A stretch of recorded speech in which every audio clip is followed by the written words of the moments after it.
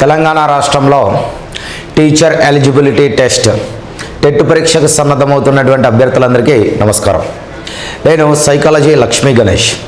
ఈ టెట్ పరీక్షలో అత్యంత కీలకమైనటువంటి సబ్జెక్టు, అత్యంత క్లిష్టమైనటువంటి సబ్జెక్టుగా చాలా మటుకు అభ్యర్థులు పరిగణించేటువంటి subject child development and pedagogy అనేటువంటి సబ్జెక్ట్. ఈ చైల్డ్ డెవలప్మెంట్ను మన యొక్క సౌకర్యార్థం మనము సైకాలజీ అనేటువంటి పేరుతో పిలవడం జరుగుతుంది. వాస్తవంగా దీనిని మనం చైల్డ్ డెవలప్మెంట్ లేదా శిశు వికాసముగా మన ట్రైనింగ్లో నేర్చుకోవడం జరిగింది. ఇక్కడికి వచ్చేసరికి దీన్ని సైకాలజీగా పిలుస్తున్నాము. ఈ చైల్డ్ డెవలప్మెంట్ అండ్ పెడగాగి అనేటువంటి సబ్జెక్టుకు గాను టెట్ పరీక్షలో 30 మార్కులను కేటాయించడం జరిగింది. అంటే ఈ సబ్జెక్టు ద్వారా మనం మొత్తంగా 30 మార్కులను సాధించడానికి అవకాశం ఉంటుంది. దీనిలో చైల్డ్ డెవలప్మెంట్ అంటే మనం ముద్దుగా పిలుచుకునేటువంటి ఈ సైకాలజీ అనేటువంటి సబ్జెక్టు నుండి 24 ప్రశ్నలను సంధించడం జరుగుతుంది. 24 మార్కులను సాధించడానికి అవకాశం ఉంటుంది. పెడగాగి అనే విభాగం నుండి 6 ప్రశ్నలను సంధించడం జరుగుతుంది.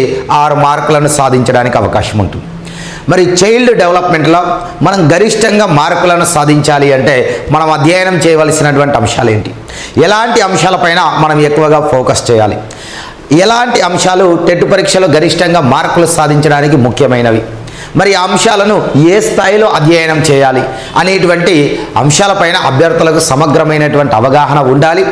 ఆ సమగ్రమైనటువంటి అవగాహనను కల్పించడమే ఈ వీడియో యొక్క ప్రధాన ఉద్దేశం. అంటే ఈ వీడియో ద్వారా మీరు టెట్ పరీక్షలో సైకాలజీ అనేటువంటి విభాగంలో గరిష్టమైనటువంటి మార్కులను సాధించడం కోసము మీరు ఏ ఏరియాస్ పైన ఎక్కువగా ఫోకస్ చేయాలి అనేటువంటి విషయాలను మనం పరిశీలించినట్లయితే ఈ మొత్తం చైల్డ్ డెవలప్మెంట్ అండ్ పెడగాగి అనేటువంటి ఈ 30 మార్కుల సబ్జెక్టును మనకు మొత్తంగా సిలబస్లో 3 చాప్టర్స్గా ఇవ్వడం జరిగింది. అందులో మొదటి చాప్టర్ను గ్రోత్ అండ్ డెవలప్మెంట్గా ఇచ్చారు, పెరుగుదల మరియు వికాసము. ఇది మన సిలబస్లో ఫస్ట్ చాప్టర్. మొత్తంగా 3 చాప్టర్స్గా ఇచ్చారు. ఇందులో సెకండ్ చాప్టర్ లర్నింగ్, అభ్యసనము అన్నది మన సిలబస్లో ఇచ్చినటువంటి 2వ చాప్టర్. తర్వాత 3వ చాప్టర్ను పరిశీలించినట్లయితే ఇది పెడగాగి అనేటువంటి అంశం. దీనిని బోధనా శాస్త్రము అంటాం. National curriculum for teacher education, national curriculum framework for teacher education 2014 వారు మెథడాలజీ అనేటువంటి పదం స్థానంలో శిశు కేంద్రీకృత విద్యా విధానంను సూచించేటువంటి పెడగాగి అనేటువంటి పదాన్ని తీసుకొని రావడం జరిగింది. దీనిని బోధనా పేర్కొంటాం. ఈ పెడగాగి అనేటువంటి ఈ విభాగం నుండి మనకు టెట్ పరీక్షలో 6 ప్రశ్నలను సంధించడం జరుగుతుంది. 6 మార్కులను సాధించవచ్చు. తర్వాత ఈ గ్రోత్ అండ్ డెవలప్మెంట్ అనేటువంటి ఫస్ట్ చాప్టర్, లర్నింగ్ అనేటువంటి ఈ సెకండ్ చాప్టర్ల నుండి మనకు 24 ప్రశ్నలను సంధిస్తాడు. 24 మార్కులను సాధించడానికి అవకాశం ఉంటుంది. అందులో మనం ఇంతవరకు నిర్వహించినటువంటి టెట్ ప్రశ్నాపత్రాలను విశ్లేషణ చేసినట్లయితే ఈ లర్నింగ్ అనేటువంటి టాపిక్ నుండి మనకు 9 నుండి 10 ప్రశ్నలను సంధించడానికి అవకాశం ఉంటుంది. 9 నుండి 10 మార్కులను సాధించడానికి అవకాశం ఉంటుంది. అంటే రిమైనింగ్ ఇక్కడ మొత్తంగా 30లో పెడగాగి నుండి 6 ప్రశ్నలు 6 మార్కులు, లర్నింగ్ నుండి 9 నుంచి 10 ప్రశ్నలు 10 మార్కులు, తర్వాత రిమైనింగ్ అనే విషయాలు ఏవైతే ఉన్నాయో, రిమైనింగ్ మార్క్స్ ఏవైతే ఉన్నాయో వాటిని గ్రోత్ అండ్ డెవలప్మెంట్ నుండి సంధించడం జరుగుతుంది. సో మరి వీటిలో ముఖ్యమైనటువంటి అంశాలు ఏంటి, ఏ అంశాల ద్వారా ఏ అంశాల్లో మనం నైపుణ్యాన్ని కలిగి ఉన్నట్లయితే టెట్ పరీక్షలో గరిష్టంగా మార్కులను సాధించవచ్చు అనే విషయాలను పరిశీలించినట్లయితే గ్రోత్ అండ్ డెవలప్మెంట్ పరిశీలించినట్లయితే ఈ గ్రోత్ అండ్ డెవలప్మెంట్లో మనకు ప్రతి టెట్ పరీక్షలోనూ తరచుగా సంధించేటువంటి ప్రశ్న అసలు పెరుగుదల అంటే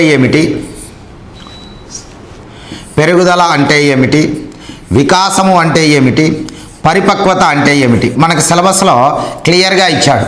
the concept of growth, development and maturity అన్నాడు. అంటే పెరుగుదల అంటే ఏమిటో మనకు స్పష్టమైన అవగాహన ఉండాలి, వికాసం అంటే ఏమిటో మనకు స్పష్టమైన అవగాహన ఉండాలి, పరిపక్వత అంటే ఏమిటో మనకు స్పష్టమైన అవగాహన ఉన్నట్లయితే వీటి యొక్క భావనలపైనే మనకు టెట్ పరీక్షలో ఇటీవలి కాలంలో తరచుగా ప్రశ్న సంధిస్తూ ఉన్నాడు. అంటే వీటిని గురించి స్పష్టమైన అవగాహన కలిగి ఉన్నట్లయితే మనము ఒక మార్కును సాధించడానికి అవకాశం ఉంటుంది. మరి పెరుగుదల, వికాసము, పరిపక్వతల యొక్క భావనను గురించి మనం ఏ స్థాయిలో అధ్యయనం చేయాలి, ఇది కావాలి మనకు. ఏమి చదువుతున్నామనేది కాదు, ఏ స్థాయిలో చదువుతున్నాము అనేది ముఖ్యమైనది.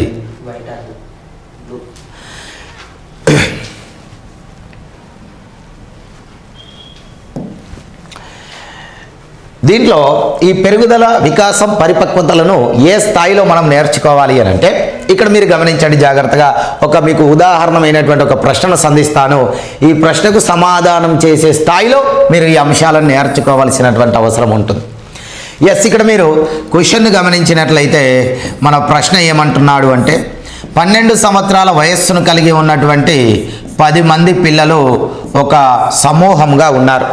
సమూహంలో 10 మంది పిల్లలు ఉన్నారు. ఆ 10 మంది పిల్లల యొక్క వయస్సు 12 సంవత్సరాలుగా ఉంది. మరి 12 సంవత్సరాల వయస్సును కలిగి ఉన్నటువంటి 10 మంది పిల్లల యొక్క సమూహంలో 9 మంది పిల్లలు ఈదగలుగుతున్నారు.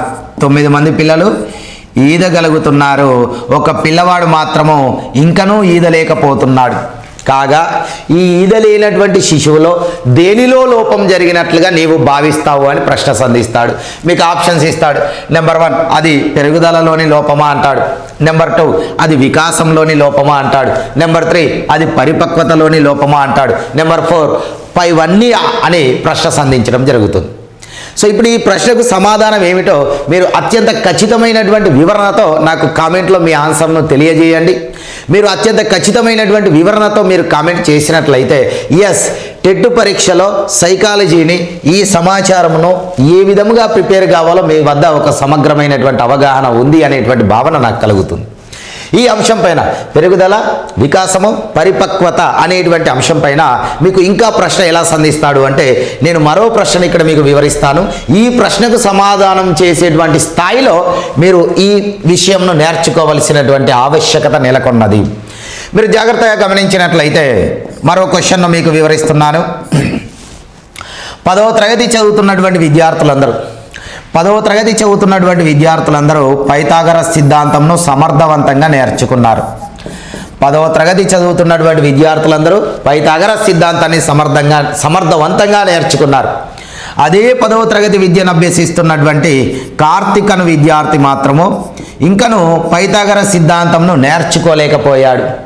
కాగా ఈ కార్తిక్లో దేనిలో లోపం జరిగినట్లుగా మీరు భావిస్తారు అని ప్రశ్న సంధిస్తాడు. అవే ఆప్షన్లు. అది పెరుగుదలలోని లోపమా, వికాసంలోని లోపమా, పరిపక్వతలోని లోపమా, పైవన్నింటి యొక్క లోపమా అంటాడు. ఆ ప్రశ్నకు అత్యంత ఖచ్చితమైనటువంటి వివరణతో మీరు సమాధానం నాకు కామెంట్ రూపంలో తెలియజేయండి. ఈ పెరుగుదల, వికాసము, పరిపక్వతల యొక్క భావన అనేటువంటి ఈ అంశంను మీరు ఏ స్థాయిలో నేర్చుకోవాలి అంటే ఈ విధమైనటువంటి ప్రశ్నలకు సమాధానాలు చేసేటువంటి సామర్థ్యాలను మీరు పొందే విధముగా ఈ అంశంను నేర్చుకోవలసి ఉంటుంది. తర్వాత దీంట్లో మీరు నేర్చుకోవలసినటువంటి మరో అంశము వికాస నియమాలు, వికాస సూత్రాలు, ప్రిన్సిపల్స్ ఆఫ్ డెవలప్మెంట్. వికాస నియమాలు, వికాస సూత్రాలు, ప్రిన్సిపల్స్ ఆఫ్ డెవలప్మెంట్. టెట్ పరీక్ష యొక్క చరిత్ర 2011 సంవత్సరంలో ప్రారంభమైనది. 2011 సంవత్సరంలో నిర్వహించినటువంటి టెట్ పరీక్ష నుంచి మొదలుకొని మన తెలంగాణ రాష్ట్రంలో చిట్ట చివరిసారిగా నిర్వహించినటువంటి 2017 ప్రశ్నాపత్రముల వరకు మనం పరిశీలించినట్లయితే వికాస నియమాలపైన క్వశ్చన్ లేకుండా క్వశ్చన్ పేపర్ అనేది ఉండడం లేదు. సో కాబట్టి వికాస నియమాలపైన మనం స్పష్టమైన అవగాహన కలిగి ఉన్నట్లయితే మనం తప్పనిసరిగా ఒక మార్కు సాధించడానికి అవకాశం ఉంటుంది.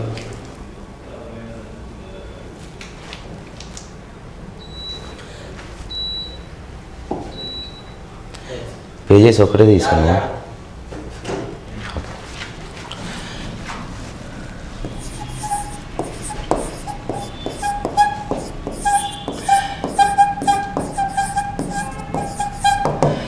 వికాస నియమాలు, వికాస సూత్రాలు, ప్రిన్సిపల్స్ ఆఫ్ డెవలప్మెంట్ అంటాం.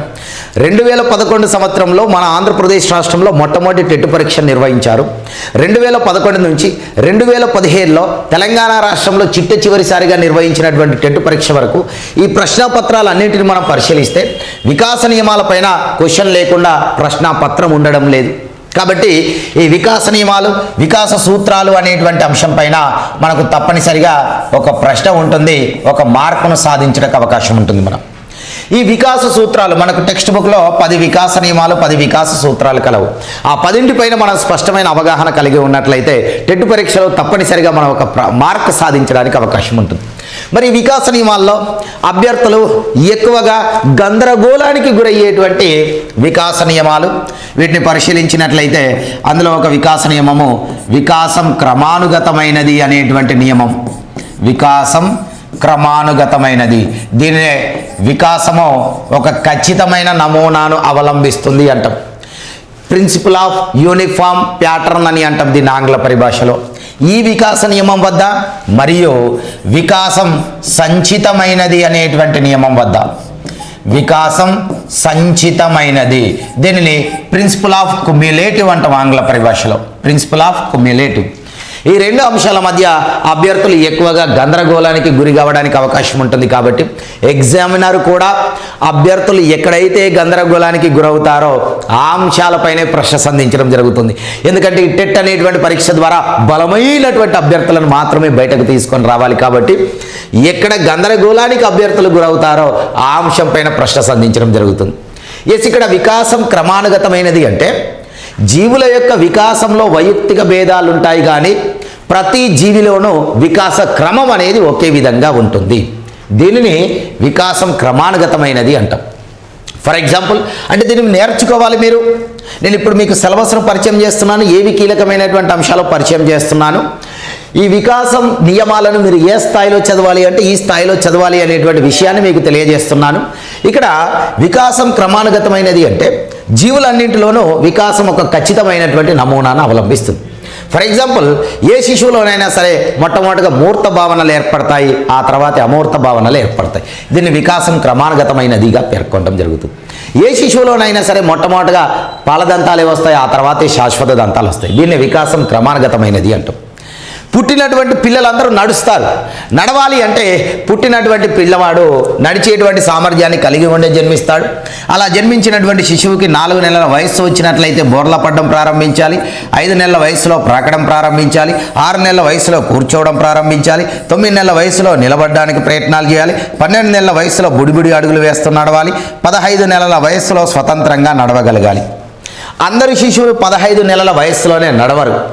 కొద్దిమంది శిశువులు 15 నెలల్లో నడవవచ్చు, కొద్దిమంది శిశువులు 18 నెలల వయసులో నడవవచ్చు, కొద్దిమంది శిశువులు 12 నెలల వయసులోనే స్వతంత్రంగా నడవవచ్చు. అంటే నడవడంలో వైయక్తిక భేదాలు ఉంటాయి, కానీ ఏ శిశువులోనైనా నడిచేటువంటి క్రమం ఇదే విధంగా ఉంటుంది. దీన్ని వికాసం క్రమానుగతమైనది అంటాం. వికాసం ఖచ్చితమైన నమూనాను అవలంబించడం అంటాం. మరి ఇక్కడ వికాసం సంచితమైనది అంటున్నాను, ప్రిన్సిపల్ ఆఫ్ క్యుములేటివ్ అంటాం దీన్ని వికాసం సర్వశక్తుల సమ్మేళనం అంటాం. పోటీ పరీక్షలో పదకోశం అనేది చాలా చాలా ఇంపార్టెంట్. మరి వికాసం సంచితమైనది అంటే ఏమిటి అంటే శిశువులో సంభవించేటువంటి ఏ వికాసమైనా సరే, ఏ వికాస కృత్యమైనా సరే అది గతంలో కూడబెట్టినటువంటి అనుభవాల యొక్క ఫలితమే అవుతుంది. గత అనుభవాల ద్వారానే ఒక వికాస కృత్యాన్ని హఠాత్తుగా వ్యక్తం చేయడం జరుగుతుంది. శిశువుల్లో సంభవించేటువంటి ఏ వికాస కృత్యమైనా గతంలో కూడబెట్టినటువంటి అనుభవాల యొక్క ఫలితము వికాసం సంచితమైనది అనేటువంటి నియమం. ఇక్కడ అభ్యర్థులు కన్ఫ్యూజ్ కావడానికి ఎలా అవకాశం ఉంటుంది అంటే ఇక్కడ మీరు గమనించాలి. వికాసం క్రమానుగతమైనది అనేటువంటి నియమాన్ని అనుసరించి ఏ ఉపాధ్యాయుడైనా సరే విద్యార్థులకు మొట్టమొదటిగా టెన్సెస్ అనేటువంటి పాఠ్యాంశాన్ని బోధించాలి. టెన్సెస్ అనే పాఠ్యాంశాన్ని బోధించిన తర్వాత మాత్రమే యాక్టివ్ వాయిస్, పాజిటివ్ వాయిస్ అనేటువంటి పాఠ్యాంశాన్ని బోధించవలసి ఉంటుంది. యాక్టివ్ వాయిస్, పాజిటివ్ వాయిస్ అనేటువంటి పాఠ్యాంశాన్ని బోధించాలి. అంటే టెన్సెస్ అనే పాఠ్యాంశంను బోధించిన తర్వాతే యాక్టివ్ వాయిస్, పాజిటివ్ వాయిస్ అనేటువంటి పాఠ్యాంశాన్ని ఒక ఆంగ్ల భాష ఉపాధ్యాయుడు బోధిస్తున్నాడు. కారణం, ఆ ఆంగ్ల భాష ఉపాధ్యాయుడికి ఈ వికాస నియమమును గురించినటువంటి అవగాహన కలదు అంటాడు. ఏ వికాస నియమమును గురించిన అవగాహన కలదు? వికాసం క్రమానుగతమైనది అనేటువంటి నియమాన్ని గురించినటువంటి అవగాహన కలదు.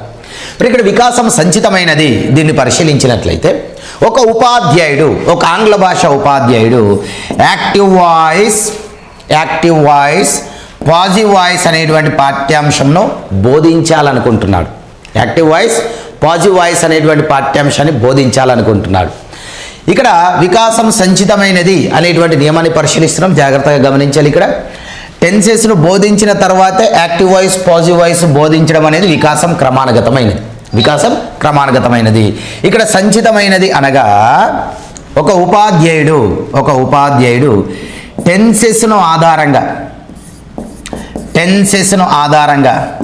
యాక్టివ్ వాయిస్, పాజిటివ్ వాయిస్ టెన్సెస్ను ఆధారంగా యాక్టివ్ వాయిస్ పాజిటివ్ వాయిస్లను బోధించడంను వివరించేటటువంటి నియమం ఏంటి అంటే వికాసం సంచితమైనది. ఇక్కడ గమనించాలి, యాక్టివ్ వాయిస్ పాజిటివ్ వాయిస్ను బోధించడానికి పూర్వము టెన్సెస్ను బోధించుటను వివరించేటువంటి నియమము వికాసం క్రమానుగతమైనది. టెన్సెస్ను ఆధారంగా యాక్టివ్ వాయిస్ పాజిటివ్ వాయిస్ను బోధించడంను వివరించేటువంటి నియమము వికాసం సంచితమైనది. మొదటగా టెన్సెస్, తర్వాత యాక్టివ్ వాయిస్ పాజిటివ్ వాయిస్ బోధించడంను వివరించేటువంటి నియమము వికాసం క్రమానుగతమైనది. చిన్న అంశము, కొద్దిపాటి స్పష్టమైన భేదం ఉంటుంది. ఆ భేదాన్ని మీరు స్పష్టంగా గ్రహించగలగాలి. ఇంకా మీరు పరిశీలించినట్లయితే ఏ ఉపాధ్యాయుడైనా సరే విద్యార్థులకు మొట్టమొదటగా గణిత శాస్త్ర ఉపాధ్యాయుడు శాతాలను గురించి నేర్పించాలి. శాతాలను గురించి నేర్పించిన తర్వాత మాత్రమే బారువడ్డీ చక్రవడ్డీలను గురించి నేర్పించాలి. బారువడ్డీ చక్రవడ్డీ. సో శాతాలను గురించి నేర్పించిన తర్వాత బారువడ్డీ చక్రవడ్డీ అను పాఠ్యాంశాలు బోధించుటను వివరించు వికాస నియమం ఏంటి అంటే వికాసం క్రమానుగతమైనది. ఉపాధ్యాయుడు శాతాలను ఆధారంగా బారువడ్డీ చక్రవడ్డీ అను పాఠ్యాంశాలను బోధించుటలో ఇమిడి ఉన్నటువంటి నియమం ఏంటి అంటే వికాసం సంచితమైనది. మొదటగా దీన్ని బోధించాడు, తర్వాత దీన్ని బోధించాడు, వికాసం క్రమానుగతమైనది. దీనిని ఆధారంగా దీన్ని బోధించాడు, వికాసం సంచితమైనది. గమనించాలి అభ్యర్థులు జాగ్రత్తగా. మరియు ప్రశ్న ఇలా కూడా సంధిస్తాడు, ఒక ఉపాధ్యాయుడు బారువడ్డీ చక్రవడ్డీ అను పాఠ్యాంశంలను బోధించుటకు పూర్వము శాతాలు అనే పాఠ్యాంశంను బోధించుటలో ఇమిడి ఉన్న వికాస నియమం అంటాడు. వికాసం క్రమానుగతమైనది. దీనిపైన ఈ విధంగా ప్రశ్నలు సంధించడానికి అవకాశం ఉంది. ఇంకో అంశాన్ని మీరు గమనించాలి, ఏ జీవశాస్త్ర ఉపాధ్యాయుడైనా సరే విద్యార్థులకు మొట్టమొదటగా పోషకాలు అనే పాఠ్యాంశాన్ని బోధించాలి. న్యూట్రియన్స్ అంటాం. ఈ పాఠ్యాంశంను బోధించిన తర్వాత మాత్రమే జీర్ణ వ్యవస్థ అనే పాఠ్యాంశాన్ని బోధించాలి. జీర్ణ వ్యవస్థ ఈ పాఠ్యాంశమును బోధించాలి. అంటే పోషకాలు అనే పాఠ్యాంశం బోధించకుండా జీర్ణ వ్యవస్థ అనే పాఠ్యాంశాన్ని బోధించినట్లయితే పిల్లలకు పాఠ్యాంశం పట్ల సమర్థవంతమైన అవగాహన రాదు. కాబట్టి ఏం చేయాలి, మొట్టమొదటిగా పోషకాలు బోధించాలి, తర్వాత జీర్ణ వ్యవస్థను గురించి బోధించాలి, ఆ తర్వాతే రక్త ప్రసరణ వ్యవస్థను గురించి బోధించాలి. ఈ క్రమం అనేది ఇదే విధంగా ఉండాలి విద్యార్థులు సమర్థవంతంగా అవగాహన చేసుకోవాలి అంటే దీంట్లో ఏ నియమం కలదు అంటే వికాసం క్రమానుగతమైనది అనేటువంటి నియమం కలదు.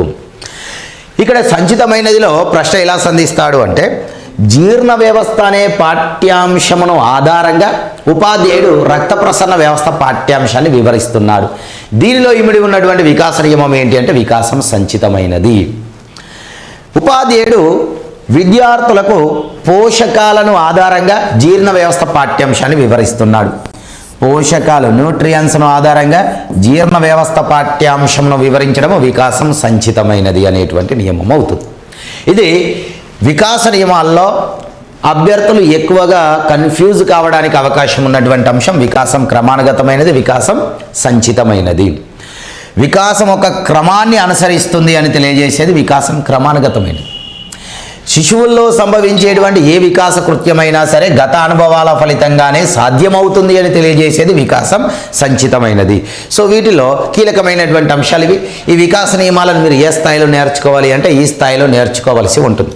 మరియు అభ్యర్థులు గందరగోళానికి గురయ్యేటువంటి మరో అంశము వికాసము దిశానియమం. వికాస దిశానియమము, ప్రిన్సిపల్ ఆఫ్ డైరెక్షన్ అంటాం దీని ఆంగ్ల పరిభాషలో. తర్వాత మరో నియమము వికాసం సాధారణ అంశాల నుండి నిర్దిష్ట అంశాల వైపుగా కొనసాగటము. ఈ నియమాల వద్ద కూడా అభ్యర్థులు గందరగోళానికి గురి కావడానికి అవకాశం ఉంటుంది. ఫర్ ఎగ్జాంపుల్, ఏ శిశువు అయినా సరే మొట్టమొదటగా తన చేతితో పెన్నును పట్టుకోవాలి అంటే పూర్తి అరచేతిని ఉపయోగిస్తాడు. ఆ తర్వాతే చేతి వేళ్లను ఉపయోగించడం జరుగుతుంది. మొట్టమొదటగా పెన్నును పట్టుకోవడానికి పూర్తి అరచేతిని ఉపయోగిస్తున్నాడు. తర్వాత పెన్నును పట్టుకోవడానికి చేతి వేళ్లను మాత్రమే ఉపయోగించడం జరుగుతుంది. 2016 టెట్లో ఈ అంశం పైన ప్రశ్న సంధించాడు. మనకు కీలో కూడా రాంగ్ ఇవ్వడం జరిగింది. అసలు ఆప్షన్సే రాంగ్ ఉన్నవి, కీ కూడా రాంగ్గానే ఇవ్వడం జరిగింది. సో ఇలా మొట్టమొదటగా అరచేతితో పెన్నును పట్టుకోవడము, తర్వాత చేతి వేళ్లతో పెన్నును పట్టుకోవడంను వివరించేటువంటి వికాస నియమం ఏంటి అంటే వికాస దిశా నియమం అవుతుంది. ఇది వికాస దిశా నియమం. ఆ వికాస దిశా నియమంలో ఇది సమీప దూరస్థ నియమం అవుతుంది. దీన్ని ప్రిన్సిపల్ ఆఫ్ ప్రాక్సిమోడెస్టల్ సీక్వెన్స్ అని అంటాం. ప్రిన్సిపల్ ఆఫ్ ప్రాక్సిమోడెస్టల్గా పేర్కొనడం జరుగుతుంది. తర్వాత వికాసం సాధారణ అంశాల నుండి నిర్దిష్ట అంశాల వైపుగా సాగడము అంటే ఏమిటి అంటే దీనిని కూడా అదే విధంగా అనుకుంటారు, కానీ ఇక్కడ ఇది వికాస దిశా నియమాన్ని తెలియజేస్తుంది. మరి వికాసం సాధారణ అంశాల నుండి నిర్దిష్ట అంశాల వైపుగా సాగడం అంటే ఏమిటి అంటే ప్రారంభంలో ఏ శిశువు అయినా సరే ఆ శిశువుకి మొట్టమొదటగా కుక్కను చూసినటువంటి అనుభవం ఉంది. కుక్కను చూసిన అనుభవాన్ని కలిగి ఉన్నటువంటి శిశువు ఈ కుక్క 4 కాళ్ళను కలిగి ఉన్న కారణంగా 4 కాళ్ళను కలిగి ఉన్నటువంటి ఏ జంతువునైనా సరే కుక్క అనే పిలుస్తాడు శిశువు. తర్వాత శిశువు గాడిదను చూశాడు, అంటే గాడిద కూడా 4 కాళ్ళను కలిగి ఉన్న కారణంగా పరీక్షలో తరచుగా ప్రశ్న సంధిస్తున్నటువంటి అంశము వ్యక్తి యొక్క వికాసంలో ఆనువంశికత యొక్క పాత్ర, వ్యక్తి యొక్క వికాసంలో పరిసరముల యొక్క పాత్ర. వ్యక్తి యొక్క వికాసంలో ఆనువంశికత యొక్క పాత్రను సమర్థిస్తూ కొద్దిమంది శాస్త్రవేత్తలు ప్రయోగాలను నిర్వహించడం జరిగింది. పరిసరాల పాత్రను సమర్థిస్తూ మరికొద్ది మంది శాస్త్రవేత్తలు ప్రయోగాలను నిర్వహించడం జరిగింది. సో ఈ అంశంను మనం ఎలా చదవాలి అంటే ఆనువంశిక పాత్రను సమర్థించినటువంటి శాస్త్రవేత్త ఎవరు, లేదా ఆనువంశిక పాత్రను సమర్థించినటువంటి సైకాలజిస్ట్ ఎవరు, ఈ సైకాలజిస్ట్ యొక్క పేరును మనం గుర్తుంచుకోవాలి తప్పనిసరిగా. వారు వ్యక్తి వికాసంలో ఆనువంశికత యొక్క పాత్రను విమర్శించడం కోసము ఏ కుటుంబాలపైన ప్రయోగం చేశారు, ఆ కుటుంబం యొక్క పేరును మనం గుర్తుపెట్టుకోవాలి. ఆ కుటుంబం యొక్క స్వభావం ఏమిటి అనేటువంటి అంశాలను మనం గుర్తుపెట్టుకోవాలి. 2014 టెట్లో ప్రశ్న సంధించాడు. జ్యూక్స్ అన్నది ఏ స్వభావంను కలిగి ఉన్న కుటుంబం అన్నాడు. 2012 టెట్లో క్వశ్చన్స్ అందించాడు. మార్టిన్ కల్లికాక్ అను కుటుంబము ఏ స్వభావంను కలిగి ఉన్న కుటుంబం అని ప్రశ్న సంధించాడు. కాబట్టి కుటుంబం యొక్క స్వభావం ఏమిటో మనం పరిశీలించాలి. ఈ శాస్త్రవేత్త ఈ కుటుంబాలపై చేసినటువంటి పరిశోధనలను ఆధారంగా ఆ శాస్త్రవేత్త రచించినటువంటి గ్రంథాలు ఏమిటి అనేటువంటి విషయాలపైన మనం స్పష్టమైన అవగాహనను కలిగి ఉండాలి. సో ఇక్కడ కూడా సేమ్, అంటే ఈ ఆనువంశికత పరిసరాల యొక్క ప్రభావం అనేటువంటి అంశాన్ని మనం ఏ స్థాయిలో నేర్చుకోవాలి అంటే ఈ స్థాయిలో నేర్చుకోవాలి. ఇక్కడ ఏం చేస్తాడు అంటే దాదాపు ఒక 4 లేదా 5 సైకాలజిస్టులను గురించి ఒకే ప్రశ్నలో మ్యాచింగ్ క్వశ్చన్స్ అందిస్తాడు. అంటే ఒకవైపు కంప్లీట్గా శాస్త్రవేత్త యొక్క పేరు ఇస్తాడు, మరోవైపు వాళ్ళు ప్రయోగం చేసినటువంటి కుటుంబాల పేర్లు ఇస్తాడు, జతపరచుము అంటాడు. ఒకవైపు శాస్త్రవేత్తల యొక్క పేరు ఇస్తాడు, మరోవైపు వాళ్ళు ప్రయోగాలు చేసినటువంటి కుటుంబాల యొక్క స్వభావం ఇస్తాడు, కుటుంబాల యొక్క స్వభావం జతపరచుము అంటాడు. ఒకవైపు శాస్త్రవేత్తల యొక్క పేరు ఇస్తాడు, మరోవైపు వాళ్ళు రచించినటువంటి గ్రంథాలు ఇస్తాడు, జతపరచుము అంటాడు. సో ఇట్లా సంధించేటువంటి ప్రశ్నకు మనం సమాధానం చేయాలి అంటే ఈ అంశంను మనం ఈ స్థాయిలో సన్నద్ధం కావలసి ఉంటుంది. సో ఇది వ్యక్తి వికాసంలో ఆనువంశికత పాత్ర, పరిసరాల యొక్క పాత్ర అనేటువంటి అంశం. తర్వాత ఈ పెరుగుదల వికాసంలో ముఖ్యమైనటువంటి అంశము మానవ వికాస దశలు, డెవలప్మెంటల్ స్టేజెస్. అమెరికా దేశానికి చెందినటువంటి ఎలిజబెత్ హర్లాక్ అనేటువంటి మనోవైజ్ఞానిక శాస్త్రజ్ఞులు మొత్తం మానవ జీవిత కాలాన్ని 10 వికాస దశలుగా వర్గీకరించడం జరిగింది.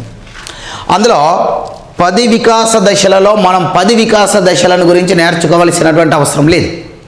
ఎందుకంటే రేపు మీరు టెట్ పరీక్ష ద్వారా, డిఎస్సి పరీక్ష ద్వారా ఎడ్జిటి ఉద్యోగంను సాధించడానికి అవకాశం ఉంటుంది. మరి ఒక ఎడ్జిటి టీచర్ 1 నుండి 5 తరగతుల పిల్లలతో వ్యవహరిస్తాడు.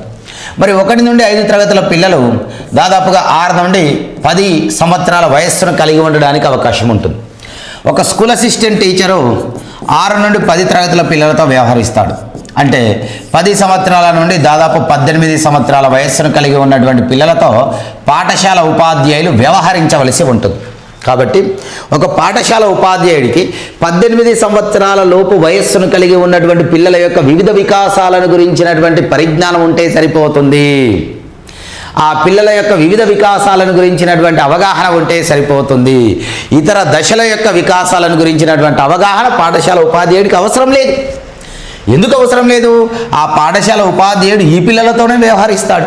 కాబట్టి ఆ ఉపాధ్యాయుడికి ఆ పిల్లల యొక్క వివిధ వికాసాలను గురించినటువంటి అవగాహన ఉంటే సరిపోతుంది అనేటువంటి ఉద్దేశంతో మనకు సిలబస్లో క్లియర్గా కౌమార దశ వరకు అధ్యయనం చేయమని చెప్పారు. అంటే జనన పూర్వ దశను గురించి మనం పరిశీలించవలసి ఉంటుంది. నవజాత శిశు దశను గురించి నేర్చుకోవాలి, శైశవ దశను గురించి నేర్చుకోవాలి, పూర్వ బాల్య దశను గురించి నేర్చుకోవాలి, ఉత్తర బాల్య దశను గురించి నేర్చుకోవాలి, కౌమార దశను గురించి నేర్చుకోవాలి. ఇక్కడి వరకు నేర్చుకుంటే సరిపోతుంది.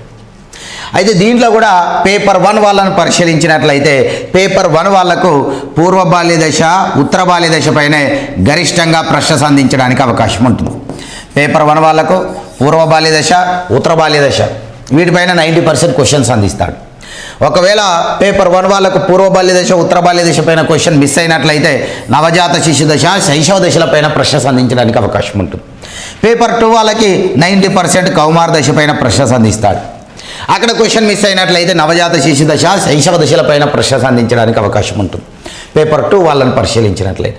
సో ఏది ఏమైనా పేపర్ 1 అయినా పేపర్ 2 అయినా ఇన్ని దశలపైన మనం సమగ్రమైన అవగాహన కలిగి ఉంటే మనకు సమర్థవంతంగా పరీక్షలో సంధించేటువంటి ప్రశ్నకు సమాధానం చేసేటువంటి సామర్థ్యము, నైపుణ్యము అనేది వస్తుంది. మరి ఇన్ని వికాస దశలలో మనం వేటిని గురించి నేర్చుకోవాలి అంటే ప్రతి వికాస దశలోనూ శారీరక వికాసంను గురించి నేర్చుకోవాలి. శారీరక వికాసం అన్నది చలనాత్మక వికాసానికి దారితీస్తుంది. ఇది ఫిజికల్ డెవలప్మెంట్, అదేవిధంగా మోటార్ డెవలప్మెంట్. ఇన్ని వికాస దశల్లో శారీరక వికాసం ఎలా ఉంటుందో నేర్చుకోవాలి. ఇన్ని వికాస దశలలో మానసిక వికాసం ఏ విధంగా ఉంటుందో నేర్చుకోవాలి. మానసిక వికాసంలోని ఒక అంశమే సంజ్ఞానం, కాగ్నిషన్ అంటుంది దీని ఆంగ్ల పరిభాషలో. కాబట్టి మానసిక వికాసాన్ని కాగ్నేటివ్ డెవలప్మెంట్ అనే పేరుతో కూడా పిలవడం జరుగుతుంది. మరి ఈ మానసిక వికాసం పైన, ముఖ్యంగా సంజ్ఞానాత్మక వికాసం పైన విస్తృతంగా ప్రయోగాలను నిర్వహించినటువంటి సైకాలజిస్టు స్విట్జర్లాండ్ దేశానికి చెందినటువంటి జీన్ పియాజే. అసలు జీన్ పియాజే సిద్ధాంతం పైన క్వశ్చన్ లేకుండా క్వశ్చన్ పేపరే ఉండడం లేదు. అంటే పియాజే సిద్ధాంతం పైన 100% ఒక ప్రశ్న సంధించడానికి అవకాశం ఉంటుంది. కాబట్టి మీరు ఆ సిద్ధాంతం పైన సమర్థవంతమైనటువంటి అవగాహనను కలిగి ఉండాలి. ఈ జీన్ పియాజే సిద్ధాంతంలో కూడా మీరు గమనించినట్లయితే వీరు వారి యొక్క సిద్ధాంతంను 4 దశలను ఆధారంగా వివరించడం జరిగింది. అందులో పేపర్ 1 వాళ్ళకి మొదటి 2 దశలపైన ప్రశ్న సంధించడానికి అవకాశం ఉంటుంది. పేపర్ 2 వాళ్ళకి చివరి 2 దశలపైన ప్రశ్న సంధించడానికి అవకాశం ఉంటుంది.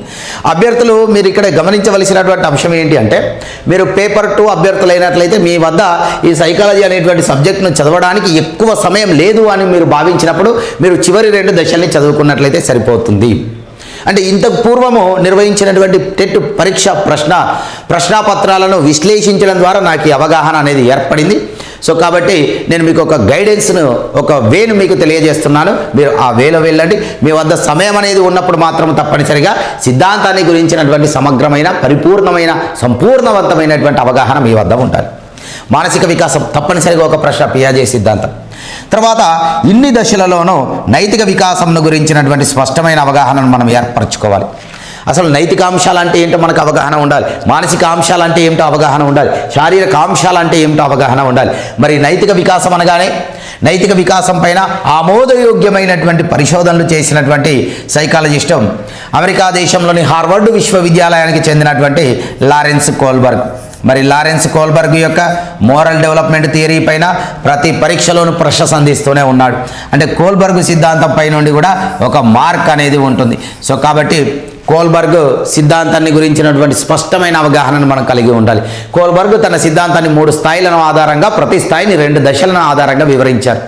మరి ఆ కోల్బర్గ్ సిద్ధాంతాన్ని ఏ స్థాయిలో నేర్చుకోవాలి అంటే, పరీక్షలో ఇట్లాంటి ప్రశ్న సంధించినట్లయితే ఆ ప్రశ్నకు సమాధానం చేసేటువంటి స్థాయిలో ఆ సిద్ధాంతాన్ని నేర్చుకోవాలి. ఫర్ ఎగ్జాంపుల్ ఇక్కడ నేను ఒక ప్రశ్నను మీకు వివరిస్తాను, జాగ్రత్తగా గమనించినట్లయితే. పరీక్షలో ఒక విద్యార్థి దొరికిపోతానేమో అనే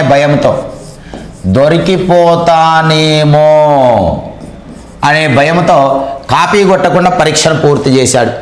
మరి దొరికిపోతానేమో అనేటువంటి భయంతో కాపీ కొట్టకుండా పరీక్షను పూర్తి చేసినటువంటి విద్యార్థి కోల్బర్గ్ నైతిక వికాస సిద్ధాంతంలో ఏ స్థాయికి చెందుతాడు అనేది ప్రశ్న.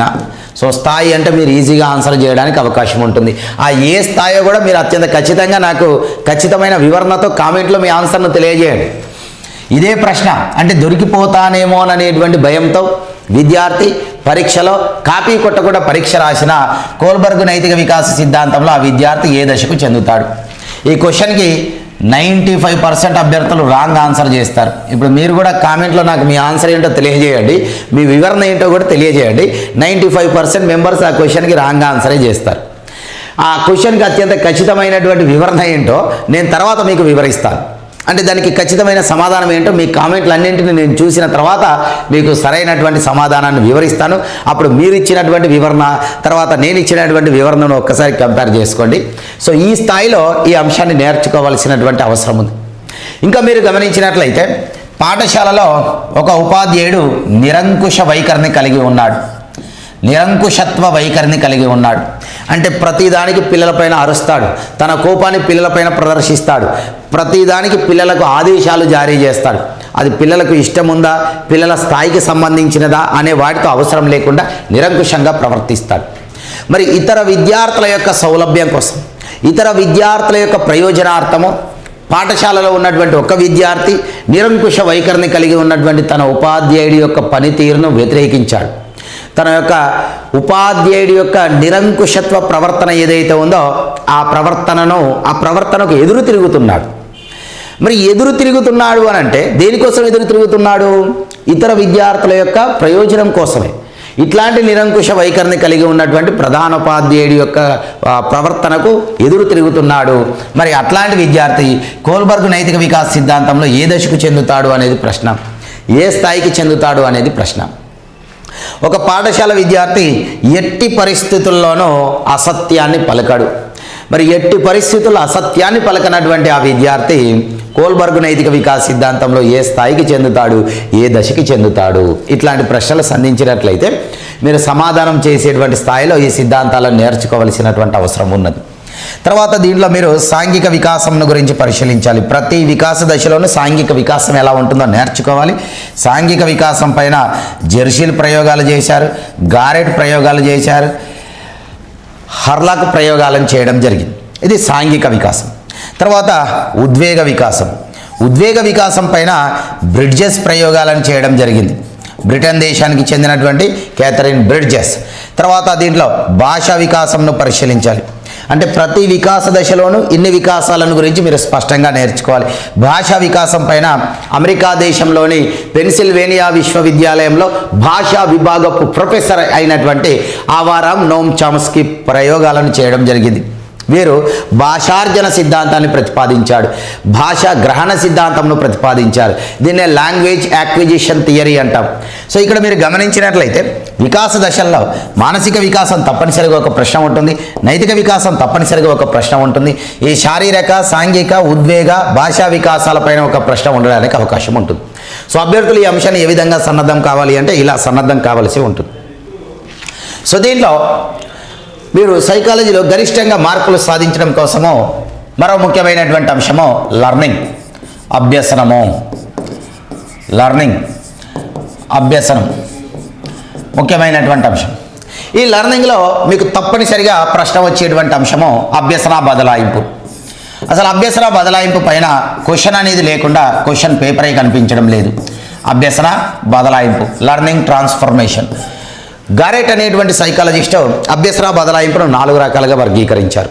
అనుకూల బదలాయింపు అని, ప్రతికూల బదలాయింపు అని, శూన్య బదలాయింపు అని, ఏకపార్శ్వ బదలాయింపు అని, ద్విపార్శ్వ బదలాయింపు అని 4 రకాలుగా ఉంటుంది. మీకు స్పష్టమైన అవగాహన ఉండాలి. ఆ అవగాహన కూడా ఏ స్థాయిలో ఉండాలి అంటే నేను ఇక్కడ ఒక ప్రశ్న సంధిస్తాను, ఆ ప్రశ్నకు మీరు సమాధానం చేసేటువంటి ప్రయత్నాలు చేయండి. 90% మెంబర్స్ ఈ ప్రశ్నకు తప్పు సమాధానం చేస్తారు. అంటే తప్పు సమాధానం చేస్తారు అని నేను ఎలా చెప్తున్నాను అంటే మీరు ఆలోచన చేయకుండా అత్యుత్సాహంతో ఈ ప్రశ్నకు ఆన్సర్ చేస్తారు. కాబట్టి మీరు తప్పు సమాధానం చేయడానికి అవకాశం ఉంటుంది. ఫర్ ఎగ్జాంపుల్ మీరు ఇక్కడ గమనించినట్లయితే భారతదేశానికి చెందినటువంటి సౌరవ్ గంగూలీ అనేటువంటి మాజీ క్రికెట్ క్రీడాకారుడు, వీరి యొక్క నైపుణ్యం ఏమిటి అంటే వీరు ఎడమ చేత్తో బ్యాటింగ్ చేస్తారు, కుడి చేత్తో బౌలింగ్ చేస్తారు. సౌరవ్ గంగూలీ గారు ఎడమ చేత్తో బ్యాటింగ్ చేస్తారు, కుడి చేత్తో బౌలింగ్ చేస్తారు. మరి ఈ వాక్యంలో గల అభ్యసన బదలాయింపు ఈ క్రింది వాణిలో అన్నాడు. ఎస్, మీరు ఏం ఆన్సర్ చేస్తారో నాకు తెలుసు. మీ ఆన్సర్ని నాకు కామెంట్ రూపంలో తెలియజేయండి, వివరణ కూడా ఇవ్వండి దయచేసి, నేను పరిశీలిస్తాను. సో ఈ ప్రశ్నకు మీరు సమాధానం చేయాలి ఖచ్చితంగా. తర్వాత మరో ప్రశ్న ఏపీడిఎస్సిలో అడిగాడు, తెలుగు భాష కన్నడ భాషలో ఇమిడి ఉన్నటువంటి అభ్యసన బదలాయింపు ఏమిటి అన్నాడు. మరి తెలుగు భాష కన్నడ భాషలో ఏ అభ్యసన బదలాయింపు ఉందో మనం గమనించాలి. ఈ అభ్యసన బదలాయింపు అనేటువంటి అంశం పైన తప్పనిసరిగా టెట్ పరీక్షలో ప్రశ్న అనేది ఉంటుంది. ఎస్, అభ్యసన బదలాయింపు 1 మార్కును సాధించవచ్చు మనం. మరి అభ్యసనంలో తర్వాత ముఖ్యమైనటువంటి అంశము లర్నింగ్ అప్రోచెస్, అభ్యసన ఉపగమాలు, అభ్యసన సిద్ధాంతాలు. ఈ అంశం పైన, ఈ అభ్యసన ఉపగమాల పైన దాదాపుగా మనకు 3 నుంచి 4 ప్రశ్నలు సంధించడానికి అవకాశం ఉంటుంది. మరి అభ్యసన ఉపగమాల్లో తప్పనిసరిగా ప్రశ్న వచ్చేటువంటి అంశము బిహేవియరిజం, ప్రవర్తనావాదం లేదా సంసర్గవాదం. ప్రవర్తనావాదము లేదా సంసర్గవాదం. ప్రవర్తనావాదంను సంసర్గవాదంను సమర్థిస్తూ వారి యొక్క సిద్ధాంతాలను ప్రతిపాదించినటువంటి సైకాలజిస్టులు ఇవాన్ పెట్రోవిచ్ పావ్లోవ్, రష్యా దేశానికి చెందిన సైకాలజిస్టు, బ్రూహస్ ఫెడరిక్ స్కిన్నర్, అమెరికా దేశానికి చెందినటువంటి సైకాలజిస్టు, అదేవిధంగా అమెరికా దేశానికి చెందినటువంటి జంతు మనోవిజ్ఞాన శాస్త్ర పితామహుడు ఎడ్వర్డ్ లియో థారండైక్. వీరి సిద్ధాంతాలపైన అంటే పావ్లోవ్, స్కిన్నరు, థారండైక్ సిద్ధాంతాలపైన ఒక ప్రశ్న, మన అదృష్టం బాగున్నట్లయితే 2 ప్రశ్నలు ఉండడానికి అవకాశం ఉంటుంది. అంటే 100% ఒక ప్రశ్న ఉంటుంది, ఇంకా మన అదృష్టం బాగున్నట్లయితే మరో ప్రశ్న ఇవ్వడానికి కూడా అవకాశం ఉంటుంది. ఇది బిహేవియరిజం. సంసర్గవాదం, అసోసియేటివిజం. తర్వాత అభ్యసన ఉపగమాల్లో మరో వాదము గెస్టాల్ట్ వాదం. గెస్టాల్ట్ ఇది జర్మన్ దేశంలో ఆవిర్భవించినది. గెస్టాల్ట్ వాదం అన్నది జర్మన్ దేశ రాజధాని బెర్లిన్ కాబట్టి గెస్టాల్ట్ వాదంను బెర్లిన్ స్కూల్ ఆఫ్ సైకాలజీ అనే పేరుతో చెప్పుకోవడం జరుగుతుంది. మరి గెస్టాల్ట్ వాదంను సమర్థిస్తూ ఆవిర్భవించినటువంటి సిద్ధాంతము అంతర్దృష్టి అభ్యసన సిద్ధాంతం, ఇన్సైట్ఫుల్ లెర్నింగ్ థియరీ. దీనిని వోల్ఫ్ గ్యాంగ్ కోహిలర్ ప్రతిపాదించడం జరిగింది. వోల్ఫ్ గ్యాంగ్ కోహిలర్, ఇది ఇతడి యొక్క సిద్ధాంతం. తర్వాత ఈ అభ్యసన ఉపగమాల్లో మరో ముఖ్యమైనటువంటి వాదము నిర్మాణాత్మకవాదం, కన్స్ట్రక్టివిజం. కన్స్ట్రక్టివిజం, నిర్మాణాత్మకవాదం చాలా కీలకమైనది. నిర్మాణాత్మకవాదం నుండే మనకి ఎన్సిఎఫ్ 2005 అనేది ఆవిర్భవించింది. సో కాబట్టి నిర్మాణాత్మకవాదం పైన తప్పనిసరిగా టెట్ పరీక్షలో ఒక ప్రశ్న ఉంటుంది. మరి నిర్మాణాత్మకవాదంను సమర్థించినటువంటి సైకాలజిస్టులు రష్యా దేశానికి చెందినటువంటి లెవ్ వైగాటస్కి నిర్మాణాత్మకవాదంను సమర్థించారు. నిర్మాణాత్మకవాదంను సమర్థించినటువంటి మరో సైకాలజిస్టు కెనడా దేశానికి చెందినటువంటి స్విట్జర్లాండ్ దేశానికి చెందినటువంటి జీన్ పియాజే. వీరు నిర్మాణాత్మకవాదులు, నిర్మాణాత్మకవాదాన్ని సమర్థించారు. తప్పనిసరిగా ప్రశ్న ఉంటుంది. అంటే పియాజే సిద్ధాంతం పైన మనకు వికాసంలోనే ప్రశ్న ఉంటుంది కాబట్టి వైగాటస్కి సిద్ధాంతం పైన 90% క్వశ్చన్ ఉండడానికి అవకాశం ఉంటుంది, నిర్మాణాత్మకవాదం. తర్వాత ఆధునికంగా వచ్చినటువంటి అభ్యసన సిద్ధాంతాల్లో బంధూరా ప్రతిపాదించినటువంటి పరిశీలన అభ్యసన సిద్ధాంతం లేదా నమూనా అభ్యసన సిద్ధాంతం అంటాం, సాంఘిక అభ్యసన సిద్ధాంతం అంటాం, సామాజిక అభ్యసన సిద్ధాంతం అంటాం, అనుకరణ అభ్యసన సిద్ధాంతం అంటాం. దీన్ని లర్నింగ్ బై ఇమిటేషన్ అంటాం, లర్నింగ్ బై మోడలింగ్ అంటాం, జెండర్ స్టీరియోటైప్స్ గల సిద్ధాంతం అంటాం, యత్నరహిత అభ్యసన సిద్ధాంతం అంటాం. అప్రయత్నపూర్వక సిద్ధాంతంగా ఈ సిద్ధాంతాన్ని ఇన్ని రకాల పేర్లతో పిలవడం జరుగుతుంది. ఇట్లాంటి పదకోశం కూడా మనకు పోటీ పరీక్షలో చాలా కీలకమైనది.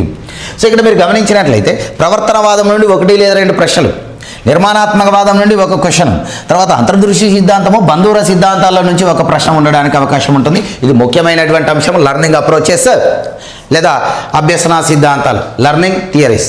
సో అభ్యసనంలో మీరు ఎక్కువగా వీటిపైన ఫోకస్ చేయాలి. తర్వాత అభ్యసనంలో మీరు ఫోకస్ చేయవలసినటువంటి మరో అంశం ఏంటి అంటే అభ్యసనాన్ని ప్రభావితం చేసేటువంటి కారకాలు ఉంటాయి మనకు. సంసిద్ధత అని, పరిపక్వత అని, ప్రేరణ అని, సాధనా ప్రేరణ అని, అవసరాలు అని.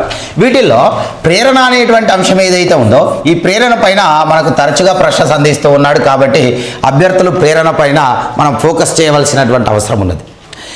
ప్రేరణ మనకు సిలబస్లో క్లియర్గా ఇచ్చాడు. Motivation and its role in learning అని ఇచ్చాడు. ఈ ప్రేరణలో ఉన్నటువంటి రకాలు మొదలైనటువంటి అంశాలపైన స్పష్టమైన అవగాహన ఉండాలి అభ్యర్థికి. ఫర్ ఎగ్జాంపుల్ ఈ ప్రేరణ పైన ఎలా ప్రశ్న సంధిస్తాడు అంటే టెట్ పరీక్షకు సన్నద్ధమవుతున్నటువంటి ఒక అభ్యర్థి తన యొక్క ఆత్మసంతృప్తి కోసము టెట్ పరీక్షలో గరిష్టంగా మార్కులు సాధించడం లక్ష్యంగా పెట్టుకొనిన ఆ అభ్యర్థిలో గల ప్రేరణ ఈ క్రింది వాళ్ళలో అంటాడు. అది బహిర్గత ప్రేరణ, అంతర్గత ప్రేరణ, సాధనా ప్రేరణ, పరిహార ప్రేరణ, ఈ విధంగా ప్రశ్న సంధిస్తాడు, గమనించాలి.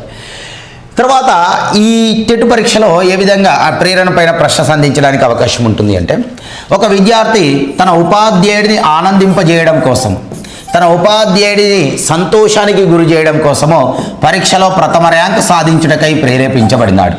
మరి ఆ విద్యార్థిలో గల ప్రేరణ ఈ క్రింది వానిలో అంటాడు. సో అట్లాంటి ప్రశ్నలకు సమాధానం చేసేటువంటి స్థాయిలో మనం ఈ అంశాన్ని నేర్చుకోవాల్సినటువంటి అవసరం ఉంది. ఇప్పుడు మనకు ఏపీజే అబ్దుల్ కలాం గారు ఉన్నారు. వీరేమన్నారు అంటే కలలు కనండి వాటిని సాకారం చేసుకోండి అన్నారు. మరి కలలు కనండి వాటిని సాకారం చేసుకోండి అనేటువంటి ఆ వాక్యంలో మనం ఏ ప్రేరణను గమనించవచ్చు అంటే మనము ఏ ప్రేరణ గమనించవచ్చు, సమాధానం చేసేటువంటి సామర్థ్యాన్ని కలిగి ఉండాలి. ప్రేరణ ఇంపార్టెంట్. మరియు దీంట్లో అభ్యసనాన్ని ప్రభావితం చేసేటువంటి కారకాల్లో ముఖ్యమైనటువంటి అంశం అవసరాలు. ఈ అవసరాలు అనేటువంటి అంశం పైన అమెరికా దేశానికి చెందినటువంటి మానవతావాదాన్ని సమర్థించినటువంటి అబ్రహం మాస్లో పరిశోధనలు చేసి అవసరాలను 2 రకాలుగా వర్గీకరించి అవసరాల క్రమానుగత శ్రేణి సిద్ధాంతంను ప్రతిపాదించారు. ఈ అవసరాలు క్రమానుగత శ్రేణి సిద్ధాంతం పైన ప్రశ్న సంధించడానికి అవకాశం ఉంటుంది. ఈ ప్రేరణ అవసరాల పైన మీకు తప్పనిసరిగా టెట్ పరీక్షలో ఒక ప్రశ్న అనేది ఉంటుంది. లెర్నింగ్లో ఇవి కీలకమైనటువంటి అంశాలు. వీటితో పాటు లెర్నింగ్లో మరో కీలకమైనటువంటి అంశము స్మృతి, విస్మృతి. Memory and forgot. మెమరీ మరియు ఫర్గాట్, స్మృతి, విస్మృతి కీలకమైనటువంటి అంశం. చిన్న అంశము, ముఖ్యమైనటువంటి అంశము, మనం ఖచ్చితంగా మార్కులను సాధించడానికి అవకాశం ఉన్నటువంటి అంశం. దీంట్లో టైప్స్ ఆఫ్ మెమరీ, స్మృతి రకాలు. టైప్స్ ఆఫ్ మెమరీ, స్మృతి రకాలు అనేటువంటి అంశం. మనకు స్మృతి ధారణా సమయాన్ని ఆధారంగా 3 రకాలుగా ఉంటుంది. సంవేదన స్మృతి, స్వల్పకాలిక స్మృతి, దీర్ఘకాలిక స్మృతి అని. మనం ఏదైనా ఒక విషయంను నేర్చుకునే విధానాన్ని ఆధారంగా స్మృతి 2 రకాలుగా ఉంటుంది. మరి ఎలా నేర్చుకుంటాం? బట్టి నేర్చుకుంటామా, తార్కికంగా నేర్చుకుంటామా? బట్టి స్మృతి, తార్కిక స్మృతి. ఏదైనా ఒక విషయంను గ్రహించే విధానంలో ఆధారంగా స్మృతి 2 రకాలు. క్రియాత్మకంగా గ్రహిస్తామా, నిష్క్రియాత్మకంగా గ్రహిస్తామా? స్మృతి ఈ రకాలు. సంసర్గ స్మృతి, ఇన్ని రకాలుగా ఉంది స్మృతి. ఈ స్మృతి రకాలపైన మనకు ఒక ప్రశ్న సంధించడానికి అవకాశం ఉంటుంది. స్మృతి రకాలు, టైప్స్ ఆఫ్ మెమరీ. తర్వాత ఒక వ్యక్తి యొక్క స్మృతిని మాపనం చేసేటువంటి పద్ధతులు కలవు మనకు, స్మృతి మాపన పద్ధతులు. ఈ స్మృతి మాపన పద్ధతులపైన తప్పనిసరిగా ఒక ప్రశ్న అనేది ఉంటుంది. 100% స్మృతి మాపన పద్ధతులపైన క్వశ్చన్ ఉంటుంది. మరి స్మృతిని మాపనం చేసేటువంటి పద్ధతుల్లో ఒక పద్ధతి పునఃస్మరణ, రీకాల్ అంటాం, పునరుత్పాదన అంటాం, రీప్రొడక్షన్ అంటాం, జ్ఞప్తికి తెచ్చుకోవడం అంటాం, రిటెన్షన్ అంటాం, రిట్రీవల్ అంటాం. దీన్ని ఇన్ని రకాల పేర్లతో పిలుస్తాము. రీకాల్, పునఃస్మరణ. స్మృతిని మాపనం చేసేటువంటి మరో పద్ధతి రికగ్నిషన్, గుర్తింపు. రికగ్నిషన్, గుర్తింపు స్మృతిని మాపనం చేసే పద్ధతి. స్మృతిని మాపనం చేసేటువంటి మరో పద్ధతి రీలర్నింగ్, పునరభ్యాసనం, రీలర్నింగ్ మెథడ్. సో వీటిలో ప్రాబ్లమేటిక్ ప్రశ్నలను సంధించడం జరుగుతుంది. పేపర్ 2 వాళ్ళకైతే, పేపర్ 1 వాళ్ళకి సింపుల్గా ప్రాబ్లం సూత్రం ఏదైతే ఉంటుందో దానిపైన క్వశ్చన్ చేస్తాడు. పేపర్ 2 వాళ్ళకి ప్రాబ్లమ్స్ పైన క్వశ్చన్ చేయడం జరుగుతుంది. స్మృతి మాపన పద్ధతులు. సో ఇక్కడ మీరు టైప్స్ ఆఫ్ మెమరీతో పాటుగా స్మృతి నిర్మాణంలో ఉండేటువంటి దశలను గురించి కూడా చదువుకోవాలి. స్మృతి నిర్మాణంలోని దశలు 3 దశలు ఉంటాయి. ఎన్కోడింగ్ అని, రిటెన్షన్ అని, రిట్రీవల్ అని 3 దశలు ఉంటాయి. అదేవిధంగా స్మృతిని పెంపొందించుకోవడం కోసం కొన్ని టెక్నిక్స్ ఉంటాయి. ముఖ్యంగా నిమోనిక్ అనేటువంటి టెక్నిక్, చంకింగ్ అనేటువంటి టెక్నిక్, రిహార్సల్ అనేటువంటి టెక్నిక్ మొదలైనటువంటి టెక్నిక్ పైన మీరు అవగాహనను కలిగి ఉండాలి. ఆ టెక్నిక్స్, ఈ టైప్స్ పైన ఒక ప్రశ్న అనేది ఉంటుంది. స్మృతి మాపన పద్ధతులు ఒక ప్రశ్న అనేది ఉంటుంది తప్పనిసరిగా 100%. విస్మృతి, ఈ విస్మృతి పైన కూడా మనకు ఒక ప్రశ్న అనేది ఉంటుంది. విస్మృతి పైన ఒక క్వశ్చన్ ఉంటుంది. ఈ విస్మృతి పైన కూడా క్వశ్చన్ మీకు 90% ఎక్కడి నుండి ఉంటుంది అంటే అవరోధం నుండి ఉంటుంది. అవరోధం, ఇన్హిబిషన్ అంటాం దీన్ని ఆంగ్ల పరిభాషలో, జోక్య ప్రభావం అంటాం. ఈ అవరోధం మీకు 2 రకాలుగా ఉంటుంది. పురోగమన అవరోధం అని, ప్రోయాక్టివ్ ఇన్హిబిషన్ అంటాం దీన్ని. పురోగమన అవరోధము, తిరోగమన అవరోధం, రిట్రోయాక్టివ్ ఇన్హిబిషన్ అంటాం. ఇక్కడ అభ్యర్థులు 99% గందరగోళానికి గురి కావడానికి అవకాశం ఉంటుంది. కాబట్టి ఇక్కడ నుండే ప్రశ్న సంధించడానికి అవకాశం ఉంటుంది. పురోగమన అవరోధం, తిరోగమన అవరోధం. రైట్, నేను ఒక శాంపిల్ క్వశ్చన్ ఇక్కడ మీకు పరిచయం చేస్తాను. ఈ ప్రశ్నకు సమాధానం చేసేటువంటి ప్రయత్నం చేయండి. నాకు అత్యంత ఖచ్చితంగా మీ సమాధానాన్ని కామెంట్ రూపంలో తెలియజేయండి. ఇక్కడ నేనే ఉన్నాను. ఇక్కడ నేను చిత్తూరు జిల్లాలో ఉన్నటువంటి పుంగనూరు పలమనేర్లను గురించి తెలుసుకున్న తర్వాత గుంటూరు జిల్లాలో ఉన్నటువంటి పల్నాడును గుర్తించలేకపోతున్నాను. నేను గుర్తించలేకపోవడానికి గల కారణము ఈ క్రింది వానిలో అని ప్రశ్న సంధిస్తాడు. అది ప్రశ్న. మరియు ఇంకా దాన్ని మీకు సింపుల్గా కరెంట్ అఫైర్స్తో వివరించినట్లయితే, నేను ఎన్పిఈ 2020ని గురించి నేర్చుకున్న తర్వాత, ఎన్పిఈ 2020 యొక్క విద్యాస్వరూపమును నేర్చుకున్న తర్వాత, ఎన్పిఈ 2020 విద్యాస్వరూపమును నేర్చుకున్న తర్వాత, మరి ఎన్పిఈ 2020 విద్యాస్వరూపము 5+3+3+4 అనేటువంటి విద్యాస్వరూపం. ఈ ఎన్పిఈ 2020 విద్యాస్వరూపమును నేర్చుకున్న తర్వాత సెకండరీ ఎడ్యుకేషన్ కమిషన్ 1952 వారి యొక్క విద్యాస్వరూపమును గుర్తుకు తెచ్చుకోలేకపోతున్నాను. మరి వీరి యొక్క విద్యాస్వరూపం ఏంటి అంటే 5+3+4+3, ఇదిగోండి దీన్ని నేర్చుకున్న తర్వాత దీన్ని గుర్తుకు తెచ్చుకోలేకపోతున్నాను, ఇక్కడ నాకు ఏ అవరోధం ఎదురవుతుంది అనేది ప్రశ్న. ఎస్, ఖచ్చితమైనటువంటి వివరణతో మీరు నాకు సమాధానాన్ని మీ కామెంట్ రూపంలో తెలియజేయండి. ఈ అవరోధం పైన మీకు 90% క్వశ్చన్ ఉంటుంది. ఒకవేళ అవరోధం పైన మీకు ప్రశ్న అనేది మిస్ అయినట్లయితే మీకు విస్మృతికి గల కారణాల్లో ఒక కారణం ఉంటుంది. దీన్ని అపసామాన్య విస్మృతి అంటాం. అపసామాన్య విస్మృతి, అబ్నార్మల్ ఫర్గట్ అంటాం ఆంగ్ల పరిభాషలో. దీనినే శారీరక లేదా మానసిక ఆఘాతం అంటాం, ఫిజికల్ ఆర్ మెంటల్ షాక్ అంటాం. దీని ప్రకారం అంటే అపసామాన్య విస్మృతి 2 రకాలుగా ఉంటుంది మనకు, అమ్నీషియా అని, ఫ్యూడ్ అని. సో అట్లాంటి టెక్నికల్ టర్మ్స్ పైన క్వశ్చన్ చేస్తాడు. ఇది మొత్తంగా మీరు లెర్నింగ్లో జాగ్రత్తగా ఏకాగ్రతతో సమర్థవంతంగా అధ్యయనం చేయవలసినటువంటి అంశాలు. తర్వాత మీకు గ్రోత్ అండ్ డెవలప్మెంట్లో భాగంగా అంటే ఫస్ట్ చాప్టర్లో భాగంగా మరో అంశము మూర్తిమత్వం, పర్సనాలిటీ. ఈ పర్సనాలిటీలో మీకు తప్పనిసరిగా ప్రశ్న ఉండేటువంటి అంశము మూర్తిమత్వ మాపనలు. ఒక వ్యక్తి యొక్క మూర్తిమత్వాన్ని మనం అత్యంత ఖచ్చితంగా కొలవలేము. వ్యక్తుల యొక్క మూర్తిమత్వాన్ని కేవలం మనం అంచనా వేయగలం. వ్యక్తుల యొక్క మూర్తిమత్వాన్ని అంచనా వేయడం కోసం రకరకాల టెక్నిక్స్ను రూపొందించుకోవడం జరిగింది. అట్లాంటి టెక్నిక్స్లో అతి ప్రధానమైనటువంటి టెక్నిక్ ప్రొజెక్టివ్ టెస్ట్లు, ప్రక్షేపక పరీక్షలు అంటాం. ప్రక్షేపక పరీక్షలు ఒక వ్యక్తి యొక్క మూర్తిమత్వాన్ని అత్యంత ఖచ్చితంగా అంచనా వేస్తాయి కాబట్టి ప్రక్షేపక పరీక్షలపైన మీకు 90% క్వశ్చన్ ఉంటుంది. దాంట్లో రోషక్ శిరామరకల పరీక్ష అని, థీమాటిక్ పర్సెప్షన్ టెస్ట్ అని, చిల్డ్రన్ పర్సెప్షన్ టెస్ట్ అని, కథాపూర్ణ పరీక్ష అని, వాక్యపూర్ణ పరీక్ష అని, సైకో డ్రామా అని, ఇట్లాంటి రకరకాల పద్ధతులు ఏవైతే ఉన్నాయో వాటన్నింటిపైన మనకు స్పష్టమైన అవగాహన ఉండాలి. ఈ ప్రొజెక్టివ్ టెస్టులు ప్రక్షేపక పరీక్షల్లో 90% ప్రశ్న సంధిస్తాడు. ఒకవేళ మీకు మూర్తిమత్వ మాపనంలో ప్రొజెక్టివ్ టెస్ట్లపైన క్వశ్చన్ అనేది లేకుండా ఉన్నట్లయితే 10% మీకు ప్రశ్నను నాన్ ప్రొజెక్టివ్ టెస్ట్లపైన సంధించడానికి అవకాశం ఉంటుంది. వీటిని అప్రక్షేపక పరీక్షలు అంటాం. నిర్ధారణ మాపనలు, మూర్తిమత్వ శోధికలు, సాంఘిక మితి మొదలైనటువంటి పద్ధతులు ఏవైతే ఉన్నాయో అవన్నీ కూడా అప్రక్షేపక పరీక్షలు. సో ప్రక్షేపక పరీక్షలపైన 90% క్వశ్చన్ ఉంటుంది. అప్రక్షేపక పరీక్షలపైన 10% మీకు ప్రశ్న సంధించడానికి అవకాశం ఉంటుంది. సో మూర్తిమత్వంలో ఇది కీలకమైనటువంటి అంశం. తర్వాత వ్యక్తుల యొక్క మూర్తిమత్వంను గురించి వివరించేటువంటి సిద్ధాంతాలు ఉంటాయి మనకు. వ్యక్తుల యొక్క మూర్తిమత్వంను గురించి వివరించేటువంటి సిద్ధాంతాల్లో అతి ప్రధానమైనటువంటి సిద్ధాంతము, అందమైనటువంటి సిద్ధాంతము, అమోఘమైనటువంటి సిద్ధాంతము, ఆకర్షణీయమైనటువంటి సిద్ధాంతము, అనన్య సామాన్యమైనటువంటి సిద్ధాంతము సిగ్మండ్ ఫ్రాయిడ్ ప్రతిపాదించినటువంటి మనోవిశ్లేషణ సిద్ధాంతం, psychoanalysis theory. Psychoanalysis theory పైన 90% ప్రశ్న అనేది ఉంటుంది.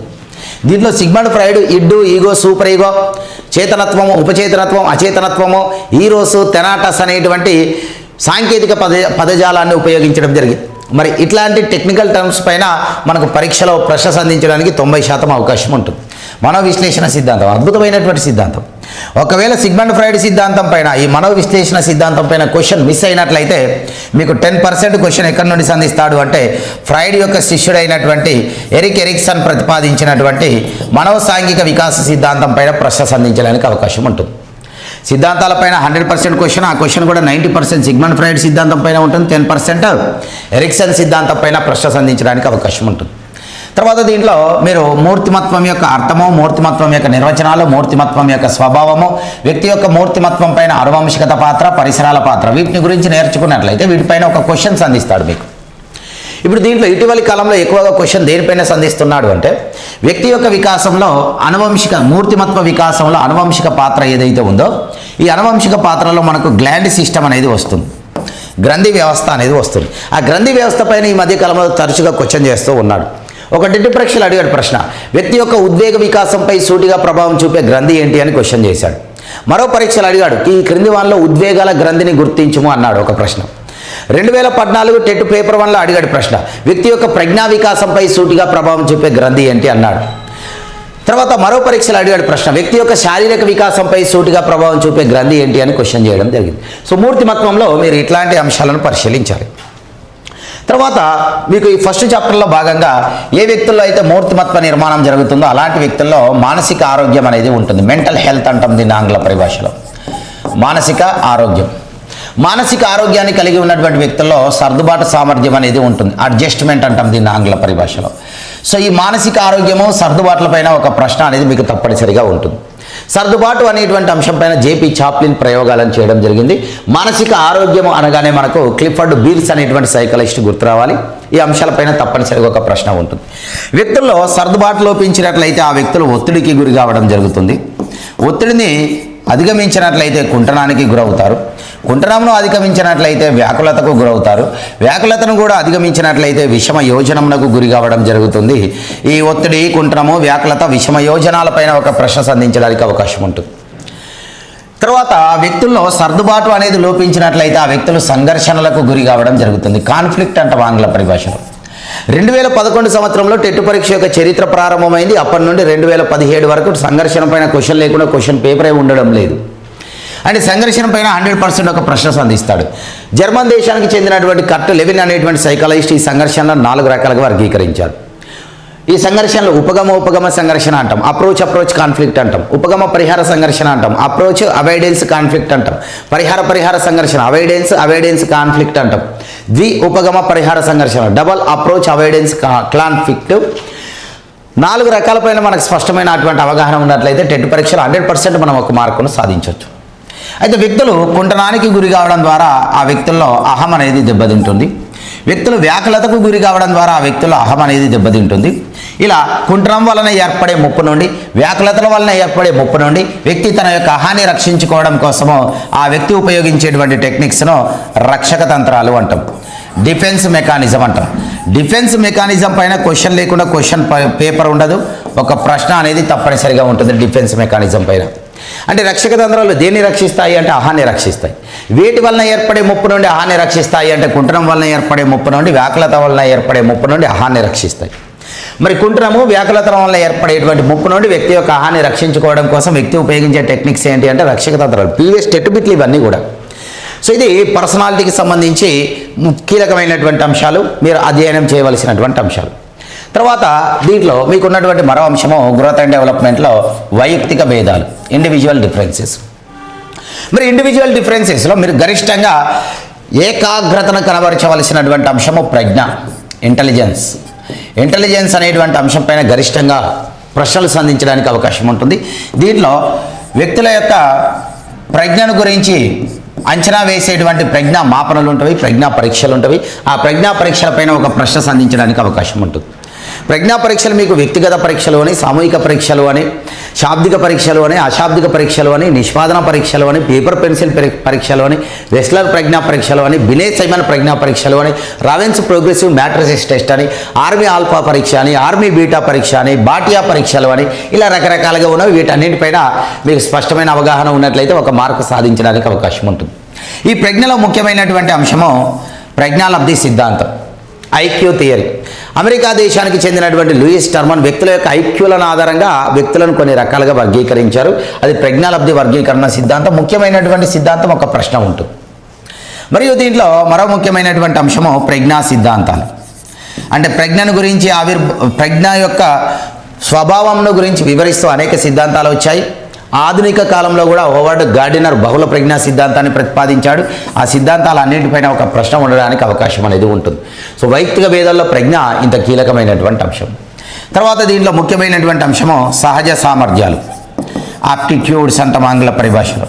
సహజ సామర్థ్యాలపైన ఒక ప్రశ్న ఉండడానికి అవకాశం ఉంటుంది. ఈ సహజ సామర్థ్యాల్లో సహజ సామర్థ్య మాపనలు ఉంటాయి మనకు. డ్యాట్ బి పరీక్ష అని, గ్యాట్ బి పరీక్ష అని, అదేవిధంగా వివిధ రకాల వృత్తుల్లో వ్యక్తుల యొక్క సామర్థ్యాన్ని అంచనా వేసేటువంటి పరీక్షలు ఉంటాయి. ఆ పరీక్షలు ఇంపార్టెంట్, అక్కడి నుంచి ఒక ప్రశ్న సంధించడానికి అవకాశం ఉంటుంది. తర్వాత దీంట్లో మరో ముఖ్యమైనటువంటి అంశము సృజనాత్మకత, క్రియేటివిటీ. మరో అంశము అభిరుచులు, ఇంట్రెస్ట్లు అంటాం. అభిరుచులు, ఇంట్రెస్ట్, అనురక్తి అని కూడా అంటాం. తర్వాత మరో అంశము వైఖరులు. మరో అంశము అలవాట్లు. వీటన్నిటిపైన సృజనాత్మకత, అభిరుచులు, వైఖరులు, అలవాట్లు మొదలైన వాటిపైన ఒక ప్రశ్న లేదా 2 ప్రశ్నలు సంధించడానికి అవకాశం ఉంటుంది. సో వైయక్తిక భేదాల్లో మీరు అధ్యయనం చేయవలసినటువంటి అంశాలు. తర్వాత దీంట్లో చివరి అంశము గ్రోత్ అండ్ డెవలప్మెంట్లో చివరి అంశము మనో అధ్యయన పద్ధతులు, మెథడ్స్ ఆఫ్ ఎడ్యుకేషనల్ సైకాలజీ అంటాం. మనో అధ్యయన పద్ధతులు 1 లేదా 2 ప్రశ్నలు ఉంటాయి తప్పనిసరిగా. మెథడ్స్ ఆఫ్ ఎడ్యుకేషనల్ సైకాలజీలో మనో అధ్యయన పద్ధతుల్లో, ఈ మనో అధ్యయన పద్ధతుల్లో ఒక ప్రశ్న ఉండవచ్చు లేదా రెండు ప్రశ్నలు ఉండవచ్చు. ఒక ప్రశ్న ఉన్నా రెండు ప్రశ్నలు ఉన్నా 90% మీకు మనో అధ్యయన పద్ధతుల్లో ప్రయోగ పద్ధతి పైన క్వశ్చన్ చేస్తాడు. ప్రయోగ పద్ధతి పైన ఎందుకు క్వశ్చన్ చేస్తాడు అంటే అసలు సైకాలజీ అనేటువంటి శాస్త్రం ఆవిర్భవించిందే ఈ పద్ధతి నుండి. సైకాలజీ అనేటువంటి శాస్త్రం పుట్టిందే ఆ పద్ధతి నుండి. 1879 సంవత్సరంలో జర్మన్ దేశంలోని లీప్జిగ్ అనేటువంటి నగరంలో విల్హెల్మ్ వూంట్ అనేటువంటి సైకాలజిస్టు మనోవిజ్ఞాన శాస్త్రంలో ప్రయోగాలు చేయడం కోసం మొట్టమొదటి ప్రయోగశాల నెలకొల్పడంతో మనోవిజ్ఞాన శాస్త్రం ఒక స్వతంత్రమైనటువంటి శాస్త్రంగా ఆవిర్భవించింది. మరి ఆ శాస్త్రం స్వతంత్రంగా ఆవిర్భవించడం కారణమైనటువంటి పద్ధతి ఈ పద్ధతి కాబట్టి 90% క్వశ్చన్ ఉంటుంది. మరియు ఈ ప్రయోగ పద్ధతిలో క్వశ్చన్ మీకు ఎక్కువగా అంటే 80% క్వశ్చన్ ఎక్కడ సంధిస్తాడు అని అంటే దీంట్లో చరాలని ఉంటాయి. మనకు వేరియబుల్స్ అంటాం. స్వతంత్ర చరము, పరతంత్ర చరము, మధ్యస్థ చరము, dependent variable, independent variable, intervening variable. So ఈ చరాల్లో అభ్యర్థులు ఎక్కువగా గందరగోళానికి గురవుతారు కాబట్టి ఇక్కడ ప్రశ్న సంధించడానికి అవకాశం ఉంటుంది. తర్వాత దీంట్లో ముఖ్యమైనటువంటి పద్ధతులు ఏంటి అంటే మీకు టెక్స్ట్ బుక్లో లేవు కానీ సిలబస్లో ఇచ్చాడు. లాంగిట్యూడినల్ అబ్జర్వేషన్ మెథడ్ అంటాం. లాంగిట్యూడినల్ అబ్జర్వేషన్ మెథడ్ అనుధైర్య అధ్యయన పద్ధతి అంటాం. క్రాస్ సెక్షనల్ అబ్జర్వేషన్ మెథడ్ అడ్డుకోత పద్ధతి అంటాం. మరియు కేస్ స్టడీ మెథడ్ వ్యక్తి అధ్యయన పద్ధతి అంటాం. తర్వాత ఇంటర్వ్యూ మెథడ్ పరిపృచ్ఛ పద్ధతి అంటాం. అబ్జర్వేషన్ మెథడ్ పరిశీలన పద్ధతి అంటాం. వీటన్నింటిపైన ఒక ప్రశ్న సంధించడానికి అవకాశం ఉంటుంది. ఈ పద్ధతులపైన మనకు 2 మార్కులు ఉన్నట్లయితే ప్రశ్న ఈ విధంగా సంధిస్తాడు. సో ఈ పద్ధతులపైన ఈ విధమైనటువంటి అవగాహన మీరు కలిగి ఉండాలి. ఇది మొత్తంగా మీకు చైల్డ్ డెవలప్మెంట్కి సంబంధించినటువంటి సమగ్రమైన సమాచారం. తర్వాత మనకు పెడగాగి అని ఇచ్చాడు, బోధనా శాస్త్రం. పెడగాగి ద్వారా మనం సాధించేటువంటి మార్కులు 6. మరి 6 కోసం దాదాపుగా 15 అంశాలను మనకు సిలబస్లో ఇవ్వడం జరిగింది. ఆ 6లో మీరు మొట్టమొదటిగా దేనిపైన సమగ్రమైన అవగాహన కలిగి ఉండాలి అంటే ఆర్టీ యాక్ట్ 2009 అనేటువంటి అంశం ఏదైతే ఉందో ఈ అంశం పైన క్వశ్చన్ లేకుండా క్వశ్చన్ పేపరే ఉండదు. అసలు భారతదేశంలో విద్య కోసం ఉన్నటువంటి ఏకైక చట్టం ఆర్టీ యాక్ట్ 2009.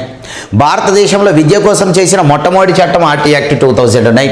మరి ఒక పాఠశాల ఉపాధ్యాయుడికి విద్య కోసం ఉన్నటువంటి చట్టం పైన కనీస అవగాహన ఉండాలి అనే ఉద్దేశంతో దీన్ని మనకు సిలబస్లో పొందుపరిచారు.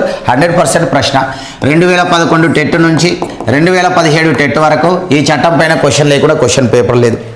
ఇంకా ఇంక్లూడింగ్ సీటెట్ ఆల్సో, సీటెట్లో కూడా ఈ అంశం పైన తప్పనిసరిగా ప్రశ్న అనేది ఉంటుంది. ఇది ఆర్టీ యాక్ట్ 2009. మన టెట్లో అయితే 100% క్వశ్చన్. ఈ 6 మార్కుల్లో 1 మార్క్ ఇక్కడ నుండి సాధించవచ్చు. అయితే ఇంకో ముఖ్యమైనటువంటి విషయం ఏంటి అంటే ఈ ఆర్టీ యాక్ట్ 2009లో మనకు 7 చాప్టర్స్ ఉంటవి, 38 సెక్షన్స్ ఉంటవి, ఒక అనుబంధ షెడ్యూల్ ఉంటుంది. టెట్ పరీక్షలో ఇప్పటి వరకు సెక్షన్ల పైన క్వశ్చన్ చేసినటువంటి దాఖలాలు లేవు. ఒకవేళ మనకు ఆన్లైన్ విధానంలో టెట్ పరీక్ష అనేది ఉన్నట్లయితే సెక్షన్ల పైన క్వశ్చన్ చేసేవారు. కాకపోతే మనకు ఆఫ్లైన్ విధానంలోనే పరీక్ష ఉంది కాబట్టి సెక్షన్ల పైన ప్రశ్న సంధించడు. సో అభ్యర్థులు 38 సెక్షన్లను గుర్తుపెట్టుకోవడం కోసం మీ మేధస్సును కష్టపెట్టకూడదు. మీ దగ్గర అంత సమయం లేదు. అనవసరమైనటువంటి ఒత్తిడికి గురి కావద్దు, ఆందోళనకు గురి కావద్దు. మీరు ఏం చేయాలి అంటే అసలు ఈ చట్టంలో ఏ సమాచారం ఉందో ఆ సమాచారంను తెలుసుకునే ప్రయత్నం చేయండి, సరిపోతుంది. నా యొక్క ఛానల్లో మీకు ఈ చట్టాన్ని గురించినటువంటి పూర్తి క్లాస్ అనేది మీకు అందుబాటులో ఉంటుంది. సో ఇది ఈ చట్టం అంటే శిక్షలను గురించి తెలుసుకోవడానికి కంగారు పడకండి, ఆందోళన చెందకండి, ఒత్తిడికి గురి కాకండి.